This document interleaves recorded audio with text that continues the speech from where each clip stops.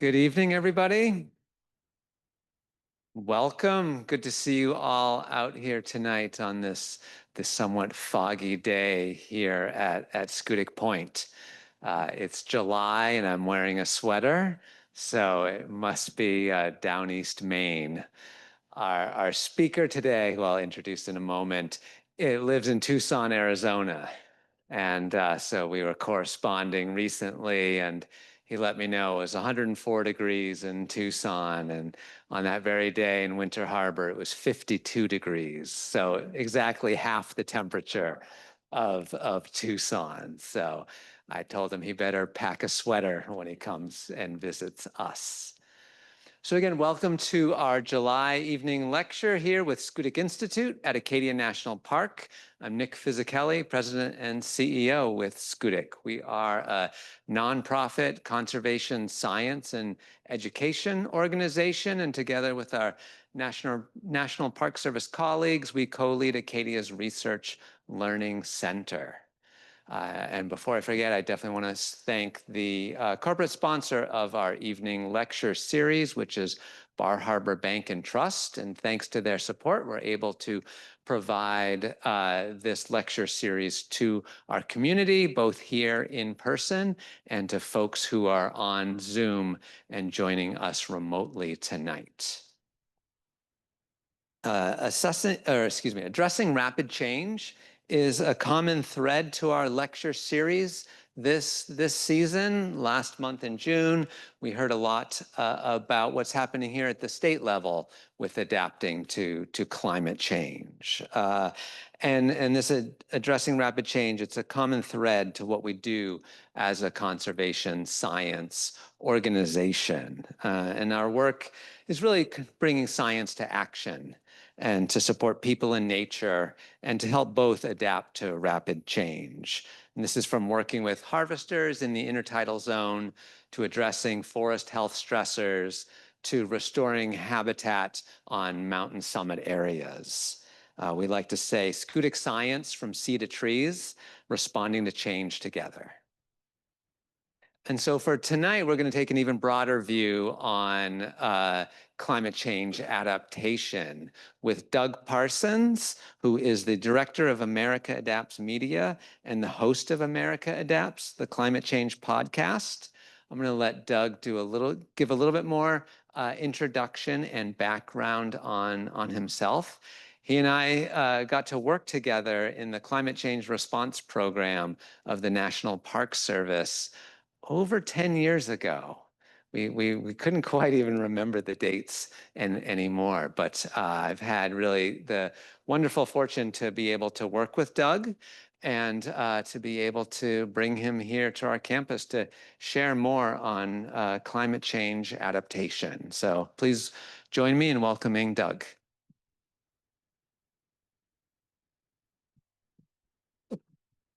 Thanks, Nick. Thanks, everybody. Good evening. Thanks for coming out in the evening. I'm normally presenting during the day, so this is kind of exciting. True story, it's going to be 108 degrees tomorrow in Tucson. That's just the weather, but you endure it, and it's pretty magical the rest of the year. And this is a true story. I saw fog for the first time this morning in like 5 years. First time in like 5 years I've seen it, because it just doesn't exist in Tucson. Okay, I'm going to present. We got a long journey ahead of us, and I want to be casual. I just, that's what Nick said we could do here. And obviously, we're going to have questions at the end and kind of take you on this journey. There's several things I want to accomplish here. I want to talk about climate adaptation because it's still a relatively new topic for a lot of people. Like, what are you talking about? And then I want to talk about just the podcast, and now I use that as a platform for communicating. And then I'm going to transition into communicating in general, and I kind of want to end it here talking about science organizations. The Scudic Institute are going to be these leaders in adaptation, because some things are happening out there around climate change where we're not necessarily having leaders in the places that we used to have it. And so we're going to need groups like the Scudic to step up.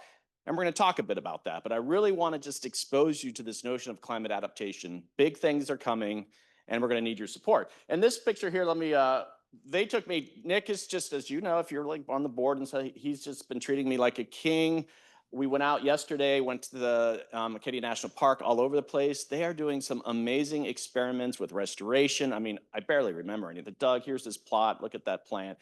And it was all I could do to remember what was going on. But it was fantastic. And these are some of the people that came out and talked to me. And so we actually had a pic. Where was this at, Nick? This place we had the picnic. Okay, does that mean something for everybody? So, all right. Lovely picnic. I had a tuna sandwich, and look at this. These are people. I don't know if you know the people working for Scudic. Look how young they are. You know, the future is bright. Doing some really cool work, and so I got to spend time with these folks and just learn about all the great work they're doing. Asked a lot of questions, and so I'm here to speak, but another thing that I'm doing, and this is we're gonna do over the next month or so, is I'm gonna do an episode that I'm gonna publish over my network, America Adapts. It's basically, what is Scudic Institute? How is it a leader in climate adaptation? And then I'll go out to my network of listeners who I'll kind of describe in a little bit. All right, let's get started. Oh, that's not right. I love Maine. All right. I'm going to just try to get into your good graces here in case the rest of the presentation is boring. You don't like it. And I have a history here. And I just, please indulge me. I have to share this history. I'll keep it relatively short. Came here 10, 12 years ago, Acadia National Park.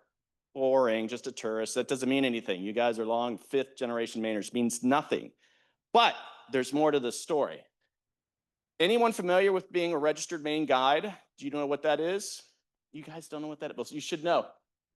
Whitewater rafting is a big thing in Maine. And so a long time ago, I think 1991, I was a freshman in college, and my best friend was in school in Boston. I was in Orlando, Florida. I'm originally from Florida. And he calls me. He's like, hey, do you want to go up to Maine on the Kennebec and be a whitewater raft guide? And I said, sure, that sounds fun. And then he followed that up with, have you ever been rafting before? And I said, no, I've never been rafting. And so I went up to Maine that summer.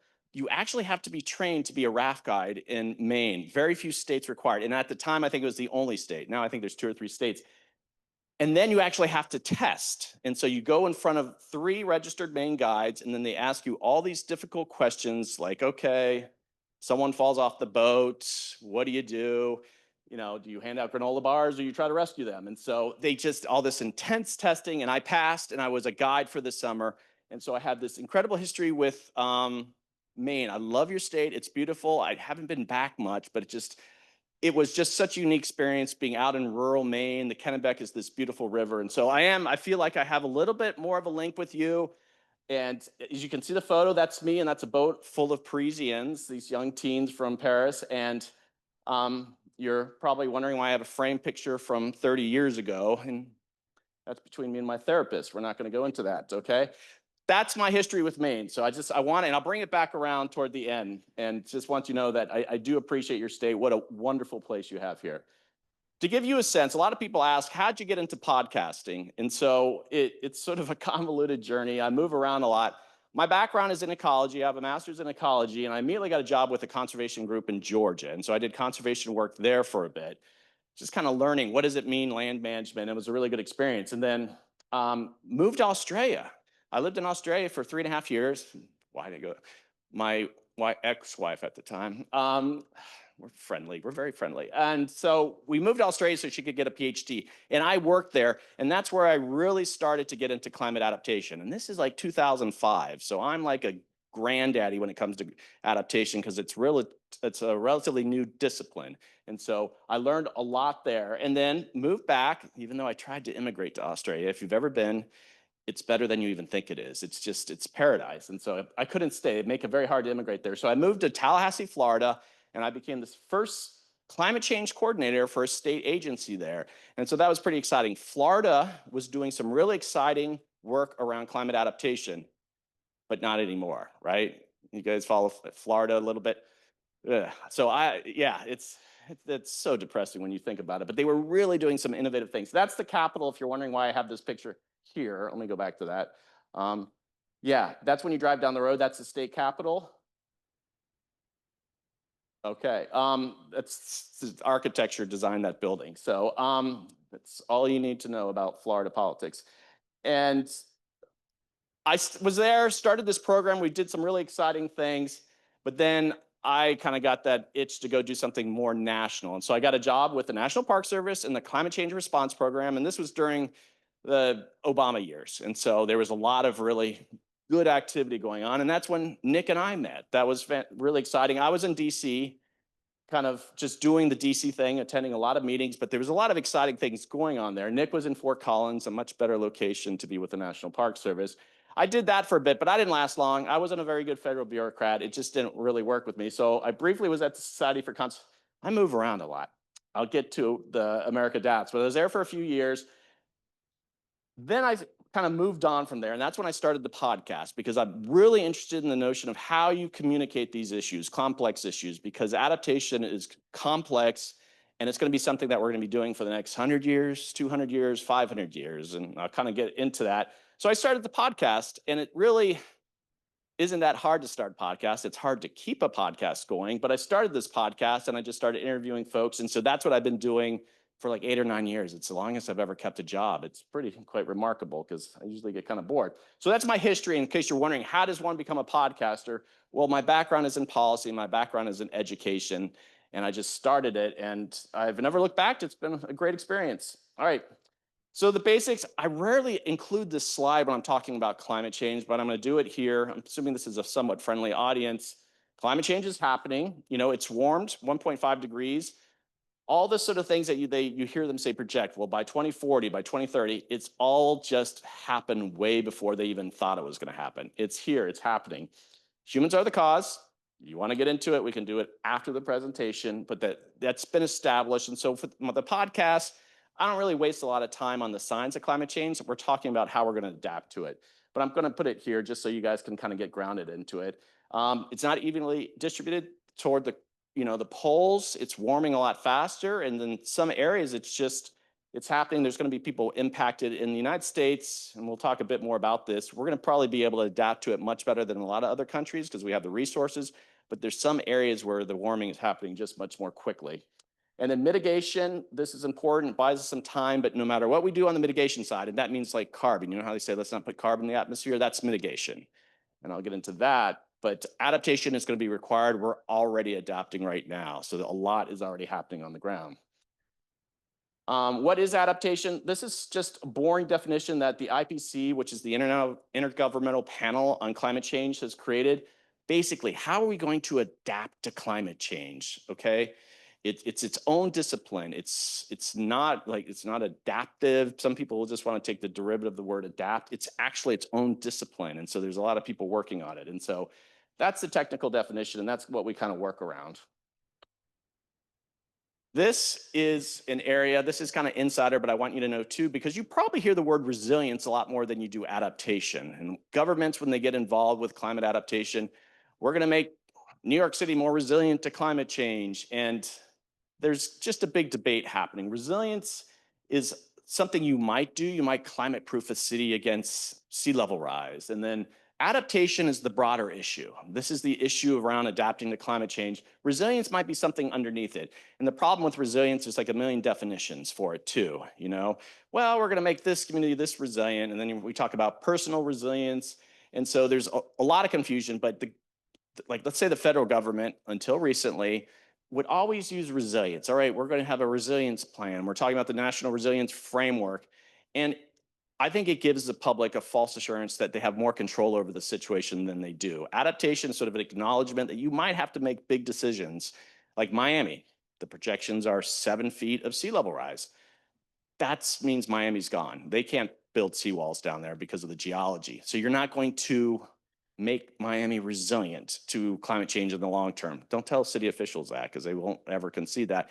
But that's just the reality. And so adaptation is a way of sort of looking at the bigger picture. We try to not make it too depressing, but it's sort of a nuance that you see there.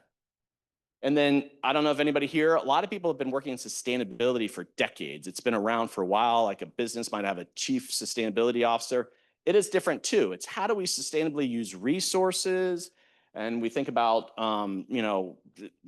how a company might minimize their impact. That's great, but it's not adaptation. Adaptation clearly is around climate change. And there's a lot of people in the sustainability space that, oh, well, I'm doing adaptations. No, you're not. I'm glad you're doing what you're doing, but it's different. And it's important that we recognize it's different, because you're going to approach it differently. And there's different tools and different resources. And so we're still trying to create an identity around adaptation. Kind of moving fast. All right. Maladaptation, that probably might be an issue here in Maine. And so maladaptation, one person's adaptation might be another person's maladaptation. So let's say this city, Brunswick's on the water here, right? It's yeah. So they decide they're going to build a seawall.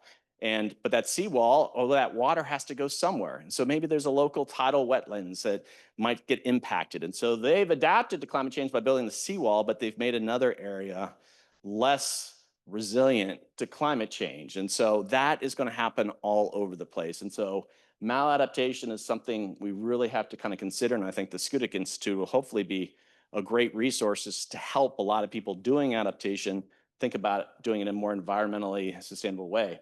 Invasive species. I'm from Florida. Pythons have taken over the Everglades, and there's some projections that you might see pythons in North Carolina, like as temperatures warm.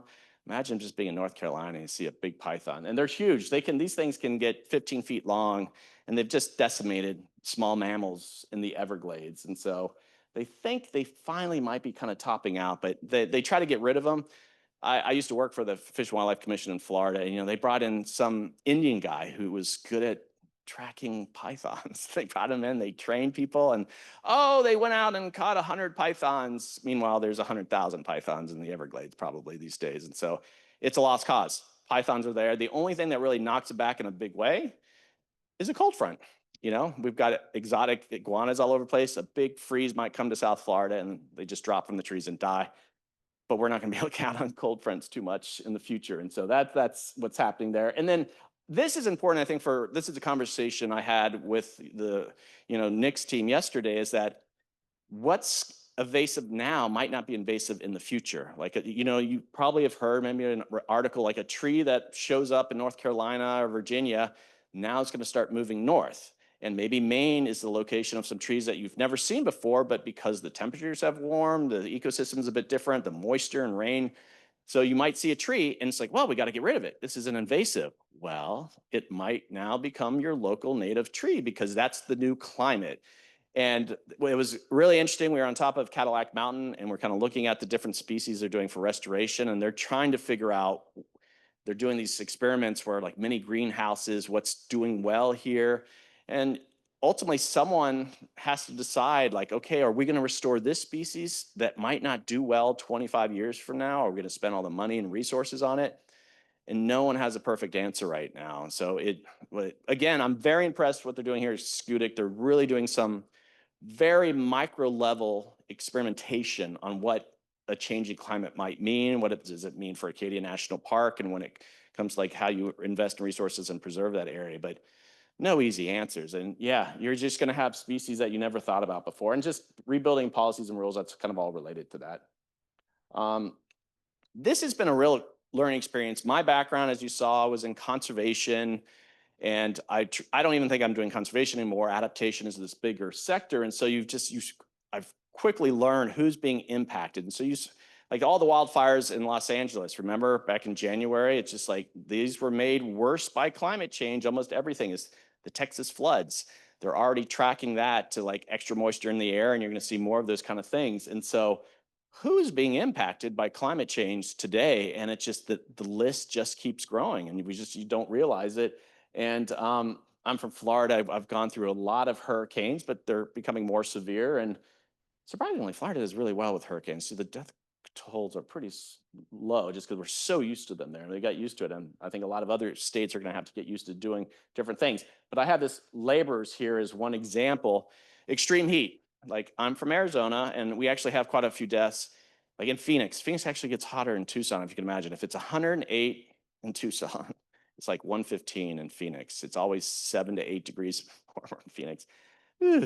It's awful. And so we have people that are out working outdoors and all those kind of things. And so how are they going to deal with that? And so Arizona is actually getting much better dealing with extreme heat and kind of helping people kind of plan for these things.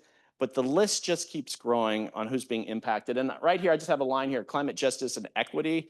Again, people with resources are more likely to adapt to climate change much better. But like, all right, here's a poor rural community that doesn't have much access. They're not getting much help when it comes to like planning for extra flooding and all those kind of things. So climate justice and equity is just a huge issue in the adaptation space. And as again, what's happening right now nationally, all those sort of efforts are being gutted. So we're going to get back to it. We're going to have to get back to that planning. We're just delaying it. It'll come back again because those people are going to be um, being impacted by climate change. And so it's coming. I made this image. It didn't come out completely right. This resilience wasn't even spelled perfectly. I had to use it though, because I was trying to just do a sausage making kind of thing here. And so I've been doing adaptation since like 2004. Like I said, I've been doing it forever. A lot of groups have been doing it for 2 years, 4 years, 5 years. I've been doing it for a while, and it's still like making sausage. It's like no one has sort of a perfect model for it. Anyone tells you they know how to do adaptation really well because they've been doing it for, they're full of beans. They have much better idea than your average person, but there's still different things that kind of come into play. And so, the different stakeholders that you're trying to be into it, because for the longest time, it was just the natural resource sector, like SCUDIC is a natural resource group. And that's what I dealt with. Like in the aughts, when I was in Australia, it was all the natural resource people thinking about adaptation. Finally, you're getting people in the built environment, you're getting architects, you're getting, civil engineers thinking about a lot more. But no one really has the perfect way of doing it. And we keep learning. It's going to be a lot of trial and error in the years ahead. But again, I'm going to keep promoting what you guys are doing here at SCUDIC. You guys are setting up a nice precedent of like really experimenting with it and just, I guess, being trailblazers. And I hope you kind of share it in ways that other people can learn from that. And I have this new urgency for existing efforts. And so there's conservation planning always going out there. How often are conservation plans ignored or not prioritized? But now if you sort of tie it into extreme heat events that impacting the workforce, or insurance companies are being impacted because of climate change, now you have maybe some sectors that have, I guess, more influence that are thinking about adaptation. It might supercharge things that we've tried to do in the past before. So I think that's kind of exciting. We just can't wait too long for that. I want to spend a little time here. I mean, how many times have you read in the newspaper this? We're kind of shifting maybe into the communication side of this presentation. You read something in the paper, sea level rise by 2100 will be this amount, or even 2050. It means almost nothing to most of you. I mean, I deal with this and I'm still like, okay, so by 2099, nothing's happening, but that last year it all just rises 5. No, it doesn't work like that. This is what's made getting people thinking about climate change so difficult, because so much is future projections. And so even though we're seeing it now with wildfires and storms and all that, it's happening now. So much of the conversation still is, well, our models tell us. And so what Miami did here is they put up these signs, and I thought that was clever. In 2050, the water's going to be there. And so someone kind of walking by and it's like, wait a sec, that's where I put my towel. Trying to come up with clever ways to get people to think about that. But this future projection is single-handedly making this issue not urgent to most of the public. And I have many conversations with people that do communication and adaptation and climate change, and no one's really cracked that nut much. And so like right now we're like, well, wildfires in California are happening, and we try to use those moments, but like so much more is going to happen, and communicating is very difficult. Oh, and that's a projection of Miami and the Everglades under, I think, I don't know if like, that's probably, I've seen enough of these maps. That's probably like 5 or 6 feet gone, right? And there's limestone underneath Florida. You don't build a seawall. It's gone. And so Miami, to their credit, is doing really innovative resilience planning and adaptation planning, but no, it's you can't. It'll come from behind. It'll come through the Everglades and flood Miami. So that's the future. And now every 5 years, the projections are even worse. It's like, 15 years ago, oh, it'll be 18 inches. Then 3 years later, oh, it'll be 2 feet. And so every projection gets even more. And again, and I want to make a point, and when I get to my podcast, I'm not a doom and gloom kind of guy. I like to be matter of fact and share some of the facts that the scientists are putting out.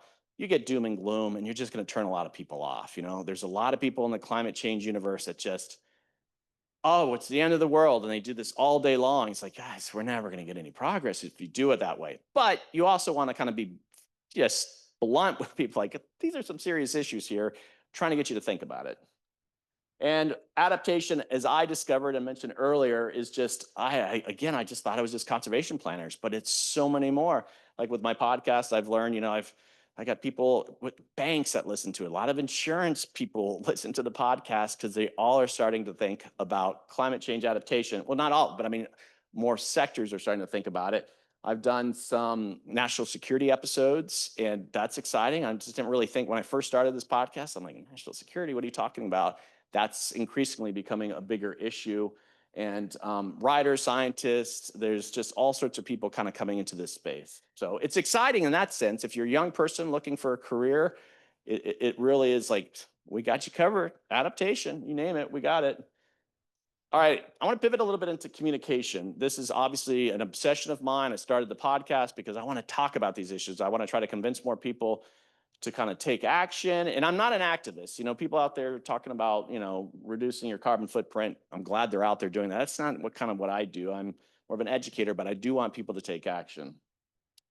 All right, that's me. Some cruel person took that photo of me at a conference. And so I was listening to a presentation and I fell asleep. And so they took a photo of me and they thought that was funny. They texted me that.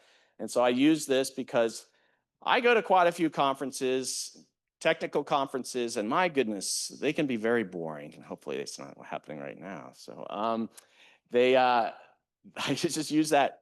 We make it so jargony and we do it on purpose. And a lot of the people who are trained in some of these more technical issues, they're never taught any differently. They're just like, well, I'm just going to present this. We make adaptation so boring, and it's still the case. I still go to these events, and I just went to a managed retreat conference in New York, and oh, it's all I could do to stay awake. And it doesn't have to be that way, but it is a wonky subject. And that's a nut we need to crack here.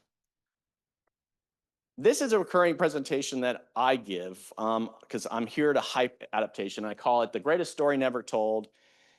I say this, and people, you can challenge me later, not right now, but I think adapting to climate change will be the greatest challenge humanity has ever faced. And I realize there's been a lot of wars, there's been plagues, there's been a lot of stuff that humanity's faced. Stuff that's coming, and it's how it's especially going to impact the rest of the world, sort of near the equator. There's going to be such a large movement of people. Some areas in the Middle East are just going to be too unbearable for the heat. Technology will play a role to help us adapt, but there's just 8 billion people. It is going to be a big deal, and increasingly so. But we're not there yet. And there's a lot of things that we could do now. And there's a great story to be told. And we're just not getting that urgency. And so even in previous administration, I don't want to get too political here, but it wasn't prioritized even during the Biden administration. It was a very wonky technical kind of subject. And they missed an opportunity, I think, to really educate the public around this issue. It's still, look at you guys. You're coming here. You're taking much bigger steps than even the general public. So I appreciate that. That's me. That's Central Park in New York. That's what I do, is go interview people. And so just so you know, podcasting, I took this up. Now let me just I probably don't want the answer to this. How many people here listen to podcasts on a regular basis? You just raised their hand. All right, we're about half of you. Okay, that's right. If I was in an audience like under 30, it would be like 90%. Podcasting is just, it's more generational thing, not dissing my audience here, but it's a medium where people are actually getting a lot of information. And that's what I thought it was an exciting opportunity, and talking about science too. And my background is in policy and in science, and I'm a relatively good communicator with the podcast, and it's been sort of a fun experience. And it was my way to have that adaptation conversation, something that I can control and relatively low cost. If anybody here wants to start a podcast, just let me know. I've mentored quite a few folks to start their own podcasts. It's a lot of work, but it's fun. So maybe there's a subject you want to focus on. And here's some podcasts. For a good podcast, you really need a good title, and you need a good logo, because that's how people kind of select podcasts to listen to. And so many topics. If you have the most obscure, bird watching in Trinidad and Tobago, there's probably a podcast on that. There's a podcast on almost everything, which is kind of exciting. You know what? One of the most popular is true crime. Everyone's listening to true crime. That's terrible. You should be listening to the climate podcast. But I get it. They're very popular, and yeah, during COVID, a bunch of people started podcasts, but they keep saying, oh, there's so many different podcasts. They're actually, compared to blogs, they're still just minuscule. There aren't actually that many, and most people pod fade, and what that is like, you start a podcast. Excuse me, you make it through 3 episodes, you think you're going to change the world. You think you're going to get 1 million listeners. And like by the third episode, it's your grandmother and a few cousins listening to it. And it takes a while and they all decide to give up. So most of those podcasts that you hear starting, actually, they don't make it very far. I'm on episode 232. So I've been doing it for 8 or 9 years and I publish every 2 years. My listeners, I won't spend much time here, but this is what's exciting for me is my listeners are, a lot of them are very wonky. I'll never know who they all are because you just don't get that information, but people who do adaptation, climate change professionals, every sector imaginable. And so that is great for me when I meet listeners. They'll just like, wow, you're listening and you're in this, like someone, JP Morgan was listening to my podcast. I'm like, that was really interesting information for me because they were doing banking and they were funding projects and stuff. And so the more I learn, that's useful. And it just demonstrates this interest in adaptation is growing because there actually aren't a lot of national platforms doing it. And again, since it's switching administrations, obviously climate change has just sort of been gutted. It's basically been gutted. I have less competition because almost every federal agency was doing climate adaptation communications and now they're not. I wanted them to do it, but it's like now my competition, because I'm a national platform, my download numbers actually bumped up after the election, which is not a good sign. But if I was looking for any silver lining, it was just that. So because people want platforms to talk about these things. So excuse me, I need to get a glass, drink water. Excuse me 1 second. And so just a map. People mainly listen from the North America, United States. But I have listeners all over the world, which is kind of cool. Europe, there's a lot of interest in this too. It's English speaking. Podcasting is dominated by English speaking countries. But yeah, people are interested in learning about this topic. So it's always cool. And I got invited to speak in Australia because I had listeners in Australia. So that was, I was mentioning here, that was a good day. I got invited to Australia to go speak. So that was fun. And then need to highlight, look at that hair. My God. Nick, I'm going to stay here for a moment here. Look at that. You were presentable back then. Now look at you. This ponytail. My goodness. I joke with Nick. I'm like, well, you're basically a celebrity now. You were the very first guest on America Adapts. He was my first episode. So this is when he started with Skudik. Look at that. July 11th, 2016 was my very first episode. And Nick, I was just like, it was an experiment. Like, Nick, I'm doing this podcast. I don't even know what you were thinking when I asked you. I'm like, what's Doug up to? What is this dumb stuff? Okay, I'll talk to him for a bit. But I'm actually quite proud. My very first episode. And Nick, and here I am now talking to you guys. And it was great. I highly recommend it. Talked about scenario planning, technical wonky stuff, but Nick did a good job kind of bringing it alive. So again, very dear to my heart that Nick was my first guest. And just some additional 232 episodes. I've probably done 1,000 interviews. And I mean, I don't have background. I'm not a journalist. Let me make it clear. I'm an educational podcaster. I'm not a journalist. That's a different skill set. I get called it once in a while. I'll have journalists on. Catherine Hayhoe. Anybody know Catherine Hayhoe? She's kind of famous in climate circles. She's been on. I'll have urban planners, a lot of academics. And so it's just a fantastic job. And then I get to talk to really interested people doing really cool things. And I go to conferences and those episodes will have multiple people in it. And this is just a fraction of the people that I've talked to, but there's a lot of stuff happening out there. You guys should feel encouraged that there's a lot of efforts underway, a lot of universities working on these issues. And actually I had the Cato Institute. I don't know if you guys know that. It's actually kind of a conservative libertarian think tank.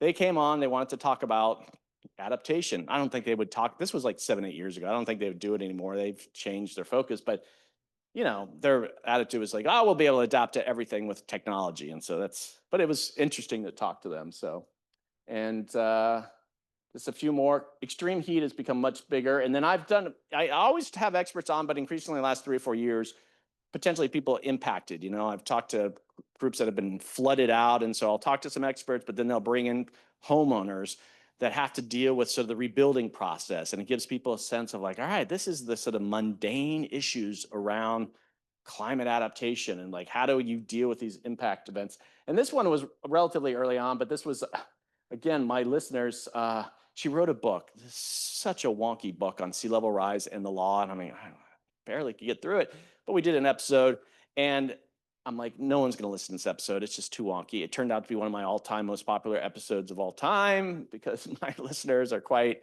wonkish. And so, yeah, it's good. So these are the kind of topics that they want to talk about.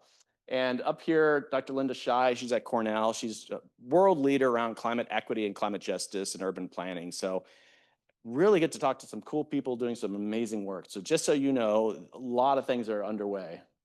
And then international, I'm called America Adapts, but I've done some international episodes, and I do have the International Alliance. I did a couple episodes in Australia when I went there, and then World Wildlife has I've done multiple episodes with them. They've brought me to Kenya, they brought me to Uganda, and they've actually got me to Mexico 4 or 5 times too. And I'll do an episode around that. Those are always popular to kind of learn how other countries are thinking about this issue. So yeah, that was exciting for me, even though my focus really is domestic.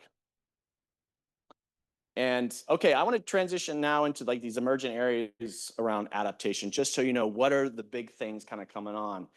And so climate mobility, this is this whole area of adaptation. It's like when you think about masses of people moving and think, the generically is like, the Rust Belt kind of emptied out of people, or the Dust Bowl when people moved west.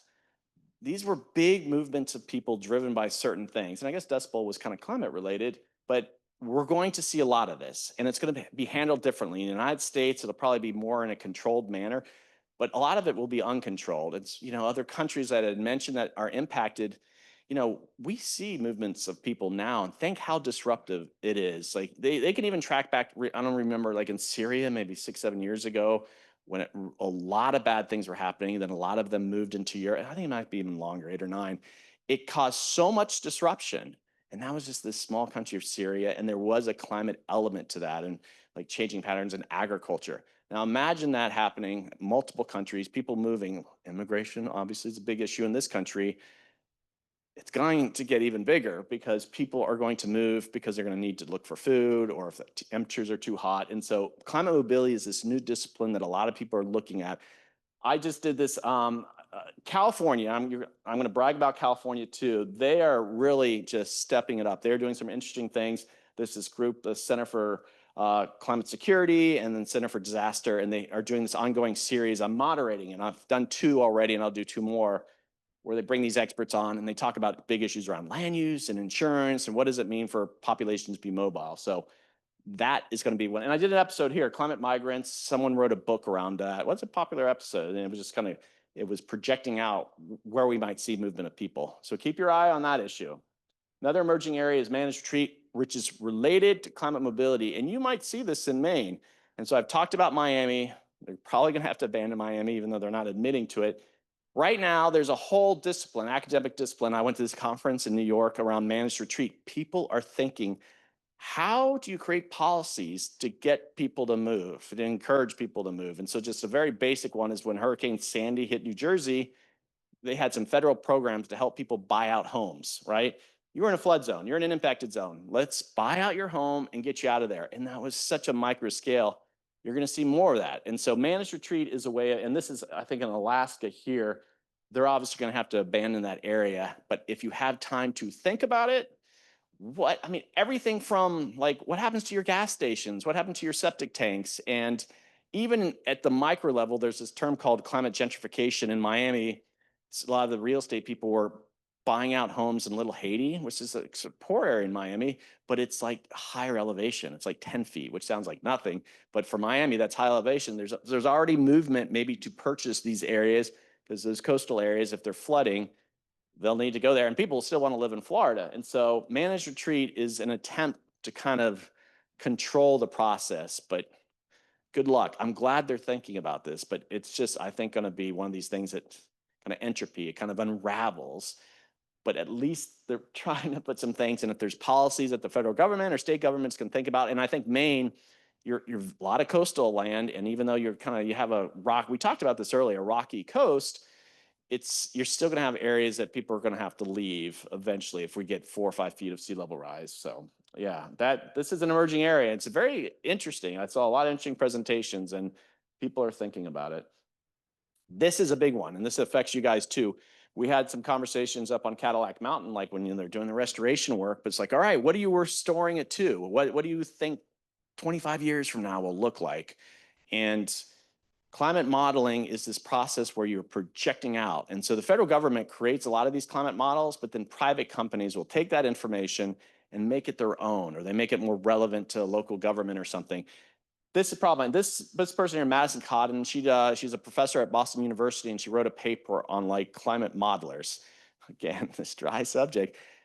One of my most popular episodes of the last 3 years, because this whole idea of like climate models are going to be so important for everyone, because people are taking these models. Like it might be happening in one of your communities. I bet Portland has climate modelers. How's infrastructure going to survive 3 feet of sea level rise? And so they'll run it through the model and it'll tell you information, and they have to decide, are we going to use that information? Is it reliable? It says 2075, maybe that's total junk. And there's a lot of efforts underway to just come up with just different approaches to climate modeling. And it's huge right now. A lot of companies are coming online, and a lot of local governments, state governments, they're not sophisticated enough to understand what's in these models. And so that's partly what she's trying to preach out there. She's like, you're going to invest lots of money, and then all of a sudden, 5 years later, you have a storm event that you just didn't plan for because the model was junk. So again, technical, but climate modeling is going to be one of the biggest things that we have to deal with over the next 25 years. Your risk model doesn't explain why my street floods. Well, they're trying to get there. And then climate havens. This, again, is relevant to you in Maine. You guys are cold in the winter, but you guys have, lovely in the summer. And so if you look at the green areas, they're less vulnerable to like overall most of the impacts of climate change, extreme heat. You're in the Midwest, they have lots of water, there's Great Lakes, the rain's probably going to keep up. And so people are already projecting, okay, where are people going to move? I shouldn't have moved to Tucson. I still get crap from friends. Why'd you move to Tucson? It's going to be a climate, hell. And so it's so lovely in the winter. And people are going to go north, and the jobs are going to go north, and they're trying to project out, and how do you attract people there? And so the problem with this, though, is like, if you right there, Asheville, North Carolina. Anyone been to Asheville? It's a lovely mountain town. Generally lots of water and moderate temperatures. It got slammed by the hurricane last year, just wiped the place out. So until that hurricane hit, everyone thought Asheville is going to be a climate haven. This is a classic climate haven. We're going to move there. And then all of a sudden, this hurricane blew up that notion. So what is it going to mean for Maine? People are going to move to Maine because as temperatures warm, your winters are going to be more mild. I think you're kind of seeing that already, right? Does that sound right? And your summers are going to be more mild. People are going to want to move here because it's not going to be intolerable. So you guys got to get ready. You think you don't like these tourists. These people are going to come stay permanently. So you're going to have to get ready for them. But again, there's things that you just can't predict. Maybe you have dry spells that you just don't know. Maybe the circulation of the ocean turns in such a way that makes your fisheries kind of go haywire. It's unpredictable, but people are like actually investing. There's big companies that are investing in big agricultural projects in like Minnesota and Wisconsin because they think these are going to be more valuable areas. So climate havens, we'll see. All right, this is kind of my final pivot here is like, I want, Scudic Institute is doing some really cool things around adaptation. And when we do the podcast, you're going to hear a lot more about that. And science organizations can be leaders in the space, but it's not easy. Science organizations are notoriously terrible at communication to the public, They do great science, but they don't necessarily do great communication. And that's a problem, but there's an opportunity here, especially with adaptation, especially with what's happening with the government. Now, I've mentioned this, I've kind of tiptoed around it, but the federal government has completely stepped back from climate change. You can get fired from your job if you even talk about climate change. And so it's not good. So I did this, I got this. I did a Google search for climate change in FEMA, and this is what showed up. Oh, look, all these links, and I'm going to go there. I click it on, and this is what comes up. And that's happening everywhere. National Park Service, they're just wiping clean any reference to climate change. The only reason I thought the same thing on the left is just it's kind of a residual file that Google has.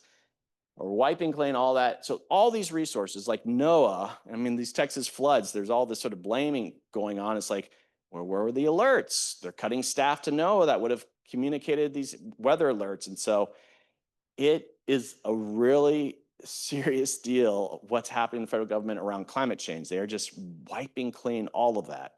And that's happening now, and it's going to continue, but it's going to come back. Climate change isn't going to go anywhere. It's going to be inefficient. hopefully the next administration are going to hire back a bunch of people, and it'll have been a big wasted 4 years. It's not going anywhere. But right now, the federal government is just completely pausing on these issues. And so there's a lot of data that won't be collected. And it's a huge problem. But that, again, I bring this up is because smaller science organizations can play a really critical role here.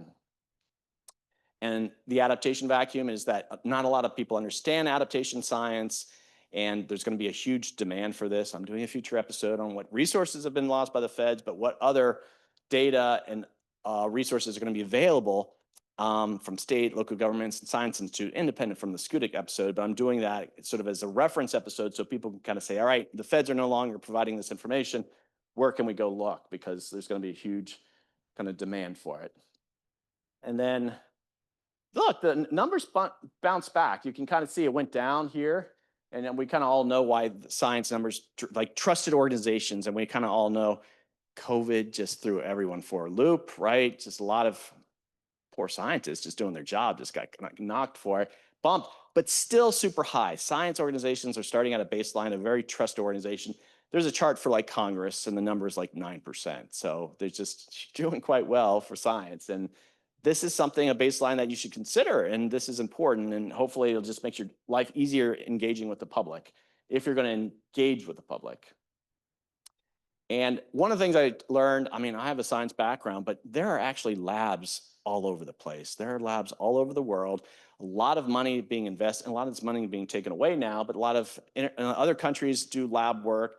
There's labs everywhere collecting data, and that's kind of encouraging that we have this infrastructure in place to do this, and it's unprecedented. So it's really exciting. And so the base of information that science orgs can provide is there, and we just need to kind of communicate better, especially in the context of climate change. And I mean, that's monitoring that's doing here with Scudic is just really remarkable. It's great. And then, but here where I'm going to be critical is that here are the science orgs right there. These guys are just like, all right, just tiptoe right through. A lot of science orgs, for obvious reasons, don't want to raise their voices. They don't want to stand out because funding, it's all about funding. And now federal funding is being cut back, but that's now sort of a given. That's a new reality. So how are you going to kind of keep moving forward without that federal funding? Well, you want to. And so this notion of staying quiet, not to rock the boat, we need to rethink that because it's just neutrality isn't noble. It's just quiet failure. I kind of agree with that, especially now. You should be proud you're doing science, and you got to figure out also, you guys in the public, find out creative ways, foundations, donations. There's going to be a role for you to help the science keep going. And I got this, there's a bunch of stuff here, but I thought it was really interesting. COVID obviously was this horrible thing, but just such a massive experiment on social behavior and science application, and people will be studying it for decades and such. And so I immediately was just like, all right, almost immediately people were talking about wearing masks. Again, I know that's been controversial, but when we first heard about it, the penetration was just immediate, right? Just what was happening out there with the news media, it was the radio, everyone knew it. You could just talk to maybe some homeless person. They could probably tell you a bit of what's happening COVID. How did they accomplish that? And, there was a full court press, and it's hard to kind of get that penetration of these issues. And we need that for climate change. And so this issues, why climate change struggles, it's slow and distant, that whole 2100 problem I told you about, complex messaging. The instant you start saying, well, we need to adapt to rising, people are already lost. Whereas COVID's like, you will die if you don't put this mask on. Oh, I understand that. So it's tough. I mean, but there's still many lessons to be learned. And so they have some recommendations, make it personal and immediate. And so the fire, again, you don't want to exploit anything, but you see these people losing their homes, and there's a lot of lessons to be learned there. And when you're building back, let's maybe not build back in the fire zone. And so personal stories will go a long way to get people to trust science. And yeah, COVID will just keep on giving, for better or for worse. So, and then there's citizen science happening at Scudic Institute, which is really exciting. There's mixed messages on citizen science, but I think it's going to be increasingly important. And again, I just want to emphasize this point that, especially with the federal government taking a huge step back, you guys have a much larger role to play, even if it's just writing checks. That's so important. There's an infrastructure for you in place, but get involved. And I had a slide here, and I wasn't quite sure. I don't want to get too prescriptive, but I'm thinking, why is it so hard for the public to have faith in scientists because the trust has dropped quite a bit. What is it that this idea of expertise has lost its luster for a lot of people?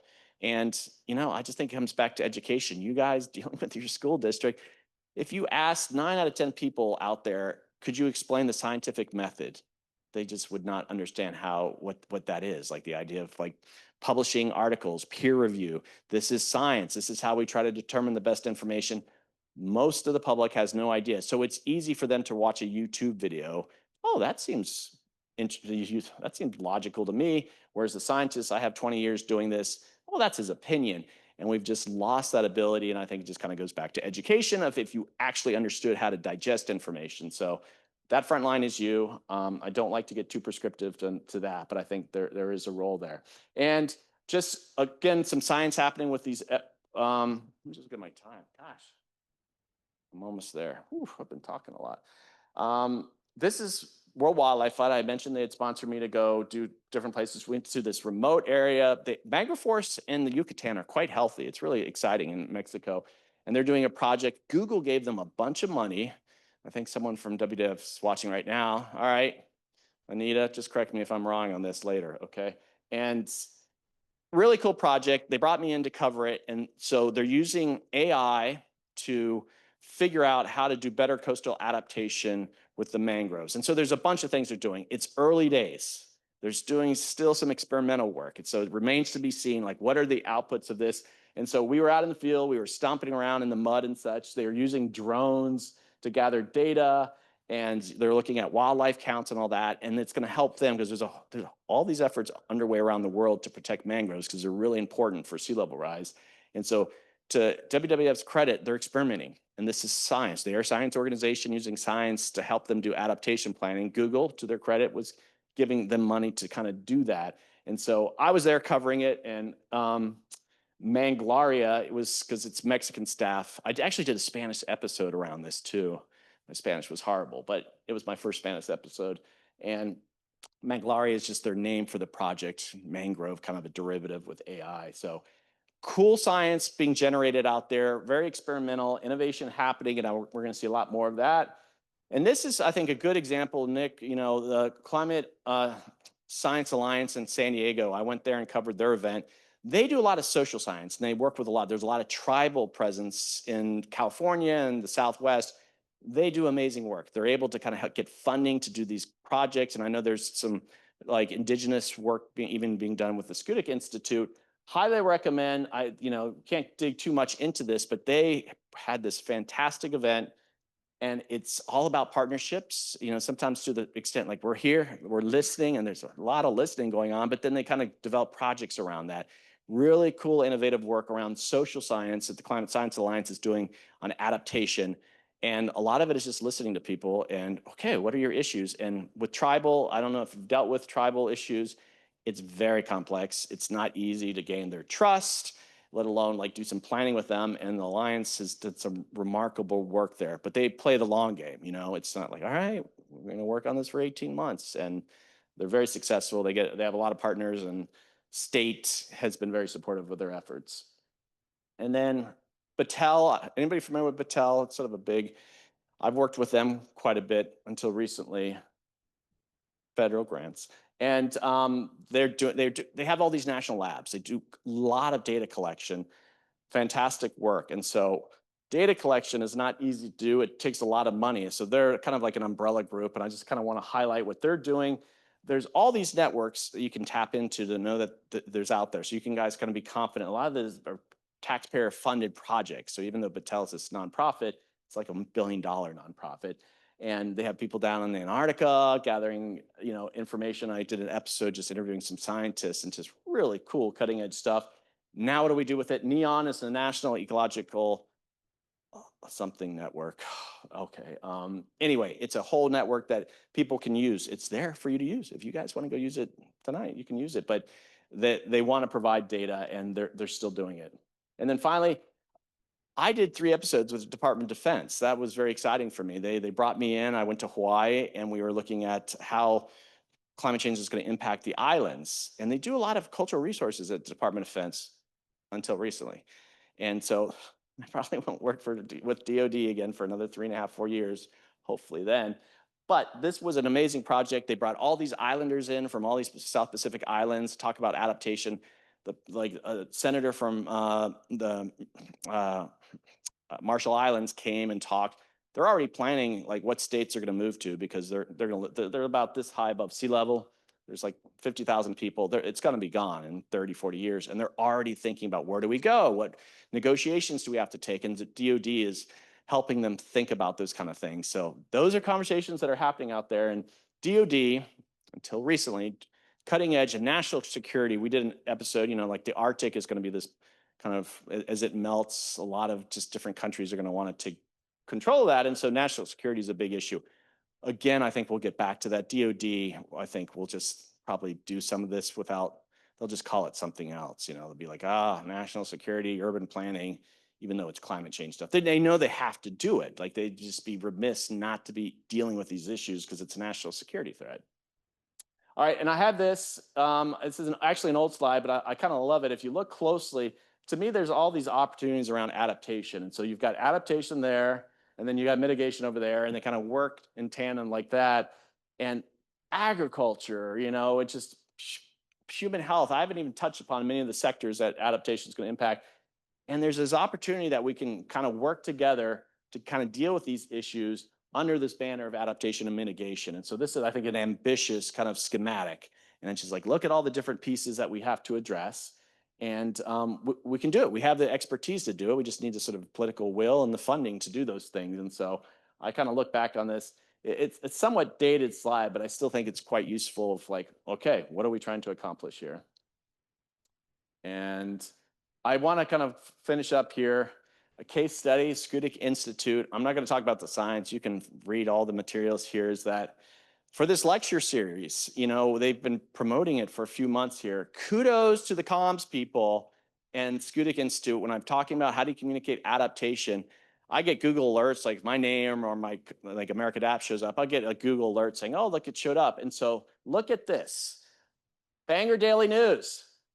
America Adapts is going to be doing the speaker series. I mean, wow. And then the Ellsworth American, an article about this. And so this is from the Ellsworth American too. Look, I got top billing over the bake sale. I was very happy about that. I buried that bake sale.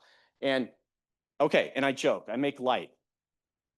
This is amazing because even if I don't know if a single person came from reading that, but a lot of people probably read this article that just said a little bit about it, same thing in the Bangor Daily News. They're getting exposed to a topic they probably never would have gotten. They're not going to drive here and come here in any sort of number.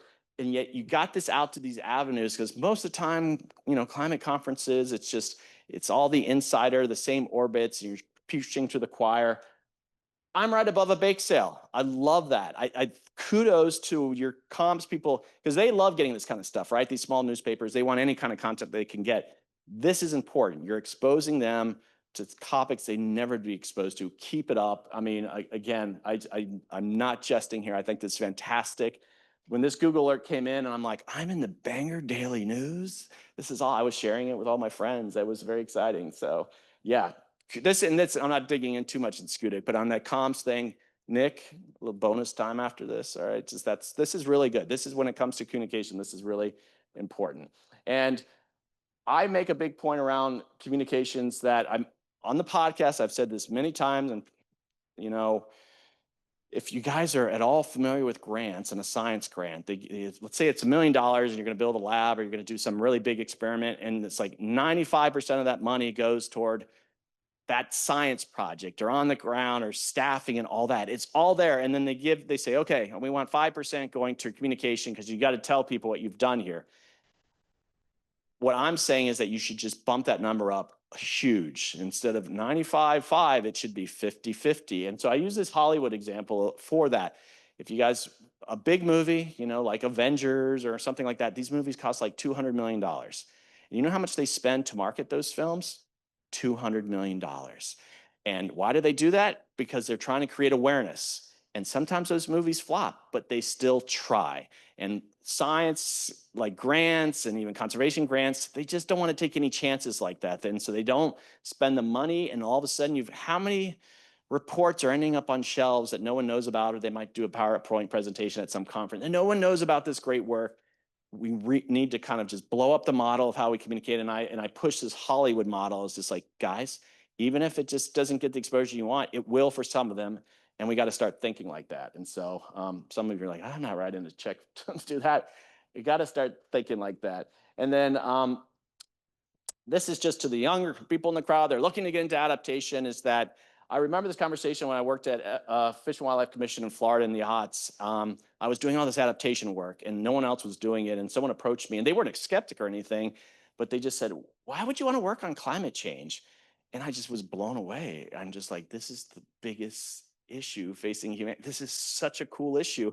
And I was just so perplexed that she asked that. And so I use this quote to sort of say, guys, adaptation, the sky's the limit. If as a young professional getting into this space, a lot of cool opportunities. And what's also really cool is that it's an emerging area, even though it's been around 15, 20 years, you can influence it. You can maybe come up with some new idea. So what I'm seeing at Scudic, some of the work that they're doing, very innovative. You can still do that, like architecture. It started what, 150 years ago? I don't even know. A lot of things are set. You just learn, you try to bring a little bit newness to it. Adaptation, sky's the limit. So really kind of cool. What's your adaptation story? That's what we're going to try to figure out for Scudic. We're still working on. We'll have an episode out soon and just talking about all the cool things and you guys hopefully listen to the podcast and we're going to dig into deeper detail what Scudic is doing around this issue. And then some of these takeaways. I don't want to spend too much time because I've talked a lot here. You have that trust, use your voice, and storytelling is not a luxury. You guys should prioritize it. Think about that in anything that you do. So yeah, I'll leave that there for a sec, but I think I'm done here. Two of those shots. This was actually just my first day here. I thought that was pretty cool. It's a deer. I've never seen such a thing. They go out into it was just looking. And then we saw it surf a wave. It was kind of skipping back and then caught a wave. And then that's up there, I think where's that? Is that Scudic Point? And then that's Tucson. There's a lot of great hiking in Tucson. So in the one in the middle. So whoo, that was a lot of talking. I'm sorry. I hope it didn't. Yeah, but thank you. And I think we have time for Q&A and such. So.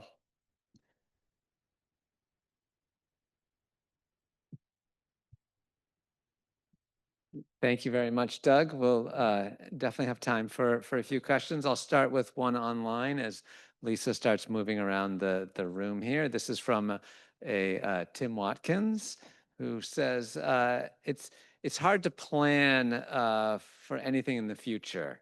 Yet financial planners do this all the time, and financial planning is a big industry with lots of clients. And they seem to be able to convince and educate a lot of people about saving for retirement and taking other proactive steps. Are there lessons from financial planners or other sectors for turning people's attention to adapting to future climate? That's a good question, Tim. And I'll have to mention Tim Watkins. We used to work together in climate change response program, me and Nick and Tim. Tim was supposed to actually be here.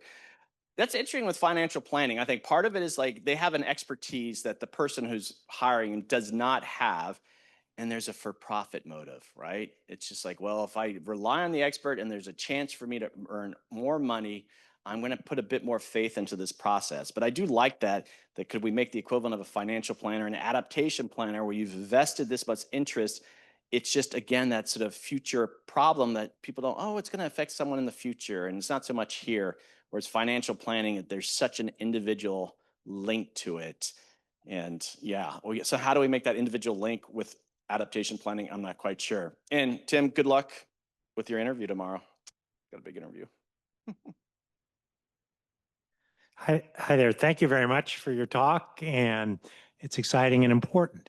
I'd actually like to argue your problem is easier than the mitigation problem. And some years ago, I was involved in a project called Acting in Time. What about these problems that you can see coming a mile away, where acting sooner rather than later would be enormously beneficial? Demographic changes, and one of the worst that triggers all the different problems actually is mitigation, because you can't act in time often when there's moneyed interests against it. It's hard to act at time when the benefits are diffuse and the costs are concentrated. It's hard to act in time when local jurisdiction, you can always point the finger somewhere else. it feels to me like adaptation actually has some of those things going the other direction. We heard from the previous lecture here about how in Maine now, when they go around and talk about the impacts of climate, almost no one doesn't believe things are really changing. They really kind of know that. It feels like the world is different, like the climate's different, even if they don't call it that. Also, moneyed interests. Moneyed interests have a large stake in not changing their carbon producing technology, but they also have a large stake in not going underwater in Miami, um, and also producing some of these kinds of things. So the other thing is you can look at the cases where people did act in time, and often the ozone layer, for example. Often it's because moneyed interests get together with, very different kinds of interests, and people say, wow, if the corporations and the environmentalists are on board with this at the same time, maybe there's something going on here. So my question is really this. Um, have you reached out to some of the unlikely actors who might actually have a real interest in doing this? Again, like some of the businesses. I think what's going on in Congress and with the administration right now is bizarre. Okay, they don't want to pay for climate mitigation, which they should, but they ought to really care about mitigation. I'm about adaptation. Just think about Texas. And so it feels to me like there is a coalition to be built. So more power to you. Where do you see the unusual actors coming into play that might move this agenda forward and make people that are skeptical really do something? Because it is every local community. Here in Maine, people are getting together because they don't want their ports flooded or their kids to get in a flood themselves. Well, thanks for that question. And yeah, I mean, the coalition has to grow. And I think what's a little bit different about adaptation actually is a little bit easier. Sometimes, it is a bipartisan topic. Usually you have to refer to as like hazard mitigation or disaster preparedness. No one wants to call it climate adaptation. And there's a lot of eye rolling in the climate adaptation. They're like, all right, if we have to call it disaster management, we will to get your support. And so that's happening. And I think, and a driver of expanding the coalition is like the insurance sector really is coming to this in big place. So even their own sector, everybody has to get insurance, commercial property, everyone has to get insurance. And so all of a sudden, if insurance rates go up because they're worried about, you're not even getting insurance in some places in Florida and California. The coalition and the broader groups are like, all right, this is important to us. It's no longer just about activists. So you're going to have some sectors that are going to be leaders in that space. So, question online here from Andre. This is about city officials in places that either are going to be getting too much water, such as Miami, or not enough water, such as the Southwest. What are these cities saying to their citizens and or potential people who they want to attract to move to those places?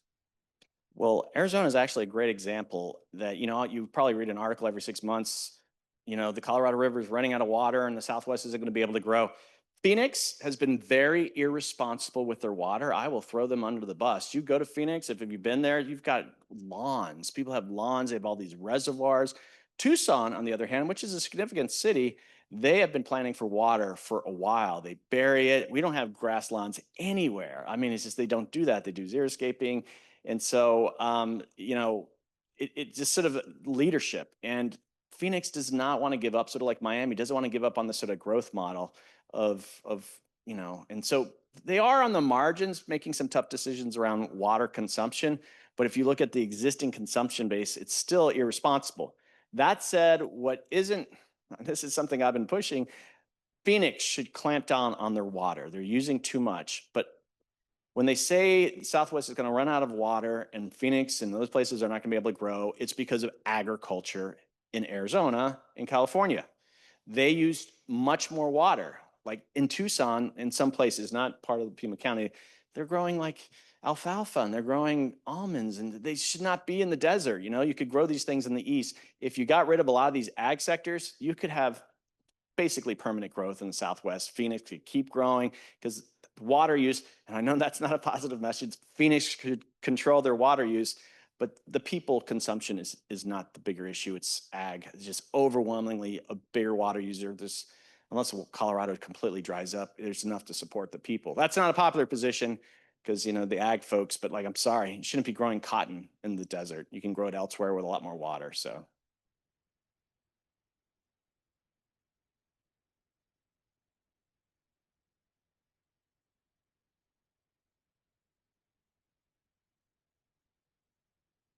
Hi, we really enjoyed what you had to say. So we're really interested in the education piece for like K through 12. And do you have any recommendations, any resources that educators might be able to use for that age group to get them, introduced to what you're talking about? Yeah, there's actually a ton of climate change resources, and so they actually even target at different age groups. I'm trying to top of my head. There's a newsletter called Climate Change Resources, and they put out a newsletter. But they also, if you go to their website, just a ton of information on it. And I don't know if you ever go to National Association of Environmental Educators. Mm-hmm. They go there. There actually a ton of information. It's upon the person. I don't know, a teacher that actually knows and brings it in. So, build it and will they come? Hopefully. So there are great resources out there, and I could even suggest more. Even high schoolers could listen to a podcast too. There's some episodes that Yeah. might be of interest. So. Yeah. Right, exactly. Well, I grew up in Bar Harbor, and then my dad was at Jackson Labs, and then he went down to UT in Texas, and we've been there pretty much ever since. But I remember growing up here that I think only one time I heard lightning, like from a thunderstorm, and we were here for about 10 years, and then now we come back here and it's like, we've had major floods around like our house and things like that and the big thunderstorm. Definitely you can see the big difference, just in like that's about like 5 decades there. Yeah. Well, those anecdotal stories are really helpful because it doesn't, some people say the climate's always changing, but just sharing that, well, no, this is much different. And so those personal anecdotal stories are really helpful. So, Yeah. Well, thank you for what you're doing. oh, thank you. Thanks for the Here question. you go, sir. I think everybody here is probably sold on climate change issue. Like I was thinking of two different events that got attention and everybody seemed to jump in and they got somewhat resolved. Ozone layer. Who knows? I mean, we bought it and they changed the whole, everybody jumped in and the fluorocarbons are gone or whatever caused it. And it ended and it's not a crisis anymore. But and then we had the pandemic. I mean, as soon as it was sold, it was on the news and everybody jumped in, everybody wore masks, but I see climate change is probably bigger than both of those two. And we've all heard about it and we've all known about it. But it seems like the media, we can't seem to get it into our society and into our lives. Is it a advertising? Well, yeah. So one of the things I didn't talk about is like, every country, not every country, most countries have a national adaptation plan. And under that, they might have a national communication strategy. So again, I mentioned that Hollywood model, investing the resources into communicating to the public. The ozone is one I bring up often. And, if you guys remember history, it's just like, that was Reagan, and what happened was like the scientists came to him and said, this is really serious. You have to deal with it.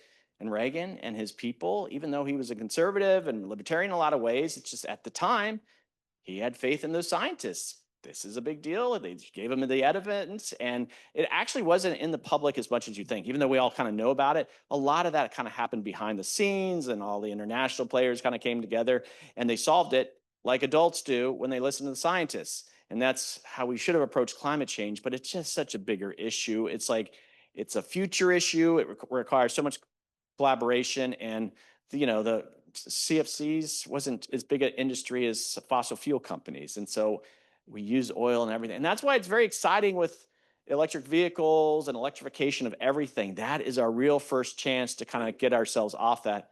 We are stepping back even from that.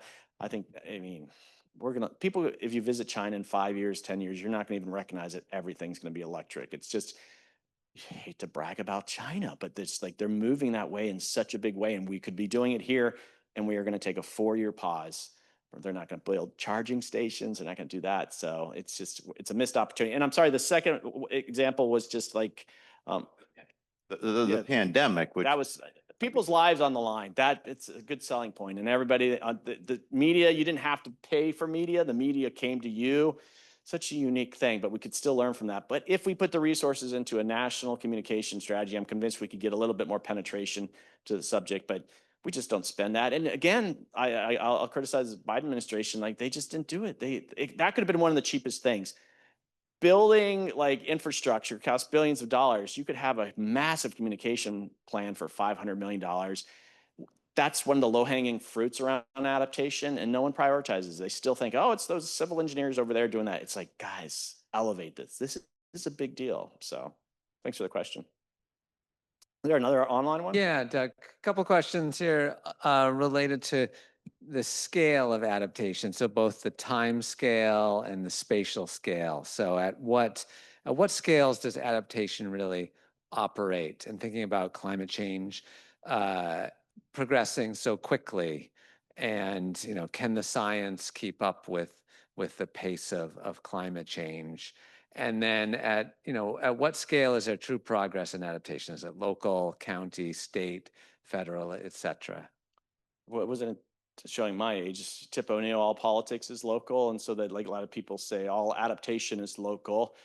Yeah, adaptation is at the local, but I don't buy that completely. Some people are always just pushing that, but you need to think state lines across national lines, adaptations across the board. And so the time scale is happening now. You need to start planning for it, and the scale everywhere. And so that's why having a national adaptation plan that the federal government created, they'd be working with state governments, those state governments would be working, having an integrated approach. And that's sort of like what we did with COVID. I think there was a lot of coordination among public health agencies, a lot to be proud of. I mean, our response, but it could have been a lot worse. And that coordination should be replicated with adaptation. So I don't believe it's like, well, no, it's just this local community needs to start for good. I'm glad they're thinking like that, but now they can tap into state resources. And they're like, what are areas like maybe this local community is like rebuilding the flood zone, and someone else would come along and said you shouldn't be rebuilding there at all. So you just need that kind of cross geographic coordination. This is all hands on deck. You need that kind of urgency with it. And again, avoiding the doom and gloom. People will shut down. You walk out of here just being like, oh God, that's not what I'm trying to do here. It's more about, we have this urgent issue right now. We're somewhat in control of the situation. It's going to, every day that passes, we're a little bit less control. And so that there is this element, we were talking about this, that there's mitigation, which is the carbon emission side, then there's adaptation. And there's some people on the mitigation side that say, when you talk about adaptation, you're giving up. You're giving up, and we need to deal with the carbon. And the people on the adaptation side are like, deal with the carbon. We want you to deal with it. We are a different sector. And if you don't deal with the carbon, we won't be able to adapt to it. We're counting on you to get it under control. And then we're going to have to adapt to that. If you don't get carbon under control, you're not going to be able to adapt in the future. So it's always weird to get that criticism from the mitigation folks. It's like, please do your job. I support you. I want to raise some taxes on gas. Go, please. But we're different. We're a different kind of skill set. So.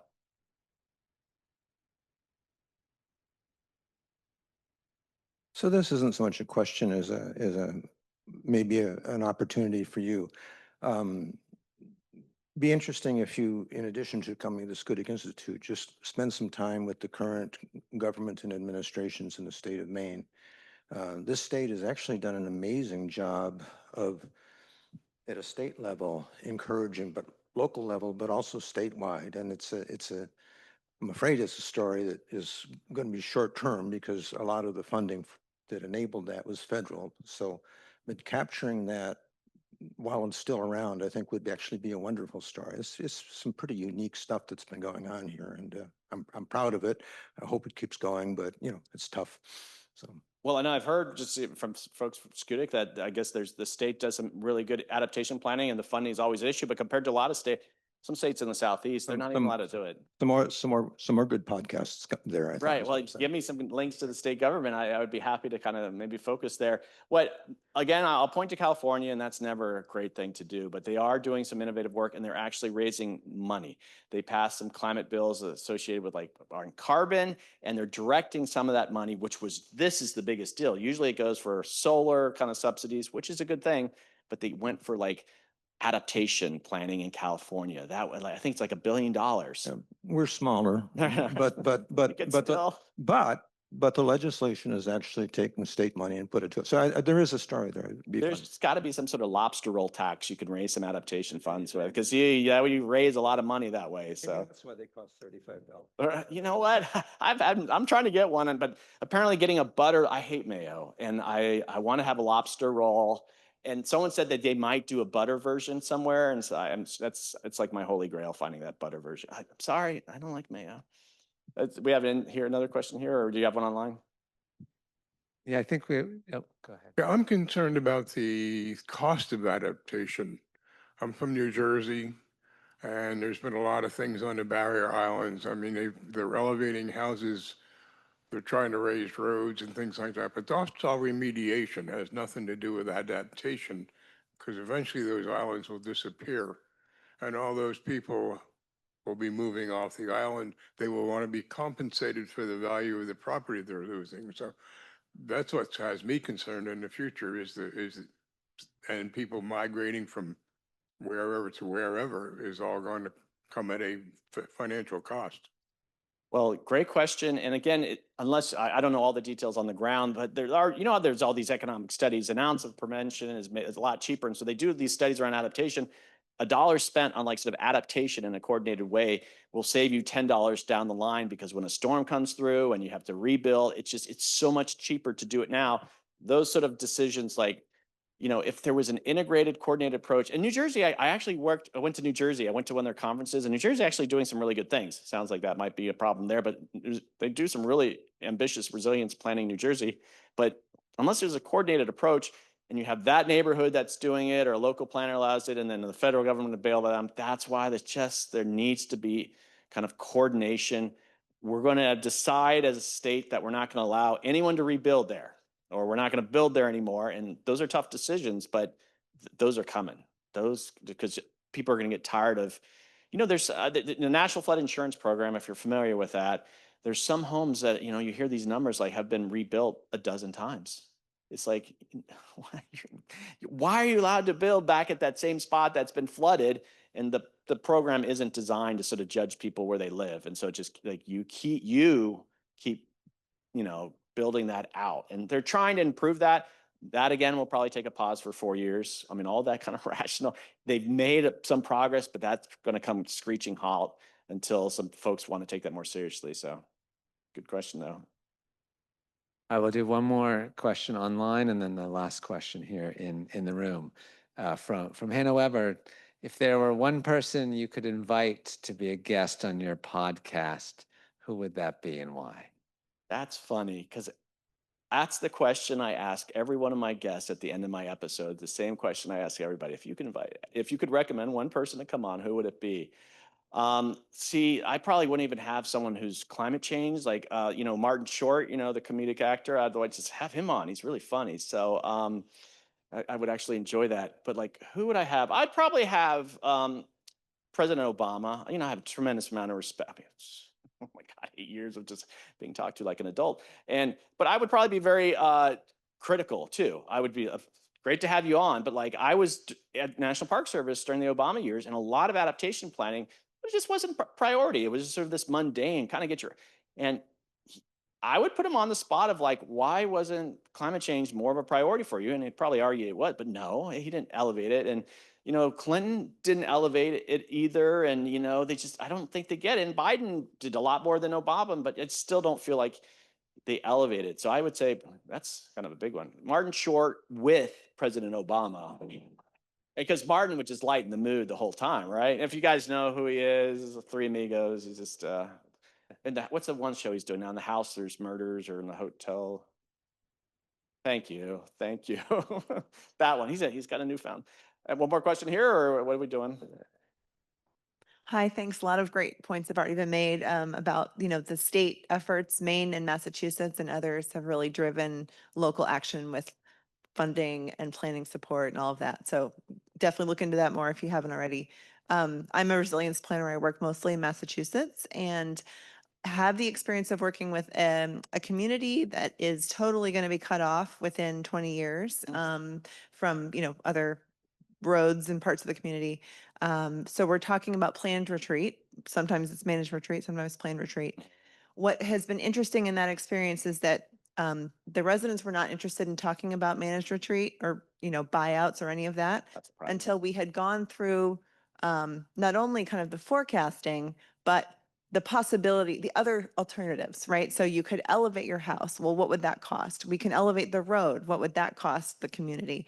And once we'd gone through each of those other options, then people started to come to us and say, okay, let's talk more about this buyout thing that you were talking about before, and thinking ahead, saying, you know, not this was not in response to like a Sandy situation. So they are thinking ahead and saying, okay, maybe in 10 years I might want to move, you know. I'm curious with your exposure to the managed retreat world, if you're seeing that kind of more holistic approach working, or places where, you know, without the disaster, are there communities that are showing, yes, we're open to it, yes, we're willing to do this, or is it having to be imposed? Well, it's not being imposed very much. You just, I mean, that's never popular. But there are some. I just spoke to someone that's doing some really interesting work in New Orleans, because obviously New Orleans is going to have to think about retreat. There's this. I never pronounce it right, but it's this famous Ile de Charles in New Orleans, a tribal group, Ile de Charles, and they spent like $200 million or something to help these people move. And there's been a lot of screw ups with it, and it's sort of almost like a poster child of like how to do managed retreat wrong. And when you start talking, and we're talking about moving, I don't even know. It was 50 people, 500, but nothing magic, because you can't apply that to Miami. And so there's just not a lot of great, I mean, but the work you're doing is really important. I would really kind of, you know, keep track of that, even though you might not be as successful as you think. Just monitoring those conversations and replicating, and other people can learn from that. Again, that is the most valuable thing. There's no silver bullet on managed retreat. New Jersey, I think, is one of, like they call it, I think, the Blue Star program or the Blue Sea program. It's like it's the federal funding program that buys out the homes, and that's pointed out as a lot as one of the more successful, just because they're getting people out of the houses. You know, it's like, get them out of here. You've got a little bit of money to do it, but we can't do that for everyone. It'll just be too expensive. And so again, I think it's going to be like entropy. There's going to be like, all right, these people are going to start to leave, and then these are going to, and just things start falling apart, and the tax base starts falling apart. So if we can do it in a more thoughtful way, but it's got to happen soon. So thanks for the question. Great. Thank you so much, Doug. And thank you, everybody, for joining us this evening, both here in person and online. We hope to see you for our next summer lecture, August 19th, entitled Be a Climate Musk Ox, Fighting Defeatism with Ice Age Resilience, featuring Dr. Jacqueline Gill of University of Maine. Thanks, everybody. Have a good night.